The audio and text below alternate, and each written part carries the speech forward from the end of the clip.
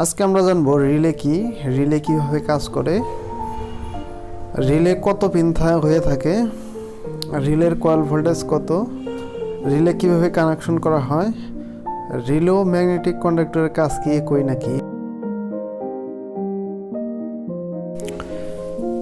Relay কাকে বলে?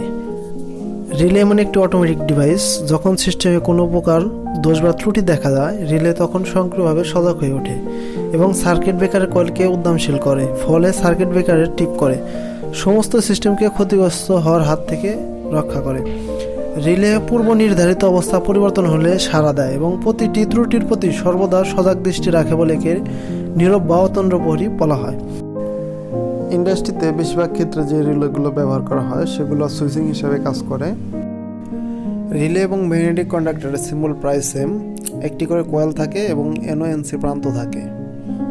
কয়েলে যখন ভোল্টেজ সাপ্লাই দেওয়া হয় তখন কয়েলে ম্যাগনেট সৃষ্টি হয়। ম্যাগনেট মেটাল পাতকে আকর্ষণ করে। মেটাল পাতের সাথে NO/NC কন্ট্যাক্টের পয়েন্টগুলো লাগানো থাকে। NC পয়েন্টগুলো NO হয়ে যায় এবং NO পয়েন্টগুলো NC হয়ে যায়। এটা হচ্ছে ম্যাগনেটিক কন্ডাক্টরের সিম্বল। A1 A2 হচ্ছে কয়েল, দেখতে পাচ্ছেন 1 2 normally open, 3 4 normally open, 5 6 normally open আছে, 21 22 NC পজিশনে আছে। তো যখনই A1 A2 তে আমরা ভোল্টেজ সাপ্লাই দেব, সাথে সাথে তাদের অবস্থানগুলো চেঞ্জ হয়ে যাবে। NA গুলো NC হয়ে যাবে, NC গুলো NO হয়ে যাবে। এবার 1 3 5 নম্বর টার্মিনালে আমরা যদি 3 phase line L1 L2 L3 দেই, সেটা আমরা 2 4 6 পাবো। রিলে সাধারণত 8 পিন 11 পিন 14 পিনের হয়ে থাকে এবং রিলের কয়েল ভোল্টেজ রিলের গায়ে লেখা থাকে।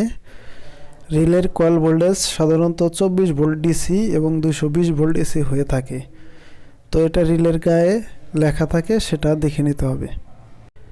রিলে ও ম্যাগনেটিক কন্ডাক্টরের কাজ প্রায় সেমই। রিলে যেহেতু ছোট, এর পাতগুলো ছোট থাকে, সেহেতু যেখানে কম লোড সেখানে এই রিলেগুলো ব্যবহার করা হয় এবং রিলের পাতগুলোতে কারেন্ট ক্যারিং ক্যাপাসিটি কম থাকে। যেখানে কারেন্ট ক্যাপাসিটি কম সেখানে রিলে ব্যবহার করা হয়। অপরদিকে ম্যাগনেটিক কন্ডাক্টর ব্যবহার করা হেভি লোডের ক্ষেত্রে ম্যাগনেটিক কন্ডাক্টরের পাতগুলো অনেক মোটা হয়ে থাকে, সেক্ষেত্রে অনেক কারেন্ট বহন করতে পারে।